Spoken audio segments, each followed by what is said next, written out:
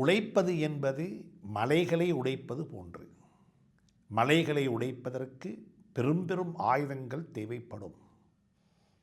ஆனால் செலவழிப்பது என்பது பலூன் உடைப்பது போன்று.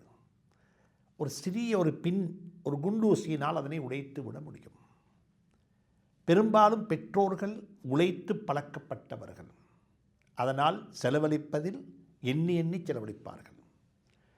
அவரிடமிருந்து அனந்தர சொத்தாக, நன்கொடையாக சொத்துக்களை பெற்றுக்கொண்ட இரண்டாவது தலைமுறை ஐயோ பாவம் சம்பாதிக்க தெரியாத தலைமுறையாக மாறிவிட்டார்கள். செலவழிக்க மட்டும்தான் தெரியும்.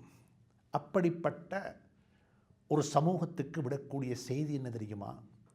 உங்களுடைய பெற்றோர்கள் உங்களுக்கு அனந்தர சொத்தாக எவைகளை தந்தார்களோ, விட்டு போனார்களோ, நன்கொடையாக தந்தார்களோ, குறைந்த பட்சம் அதை பாதுகாத்து அதை பெருக்கி உங்களுடைய குழந்தைகளுக்கு அதை அனந்தர சொத்தாக விட்டு நன்கொடையாக கொடுத்துவிட்டு போவதற்காவது முயற்சி செய்யுங்கள்.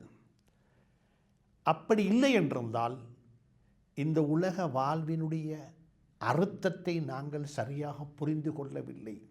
ஒரு கன்சியூமராக இருப்பதையெல்லாம் அனுபவித்துவிட்டு பாவித்துவிட்டு நாங்கள் மௌத்தாகி விடுகின்றோம். அதற்கு படைக்கப்பட்ட சமூகம் அல்ல. உருவாக்கிவிட்டு போக வேண்டும்.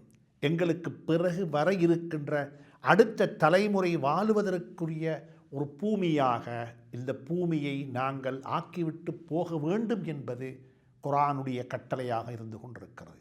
இறைவன் எனக்கும் உங்களுக்கும் துணை புரிவானாக.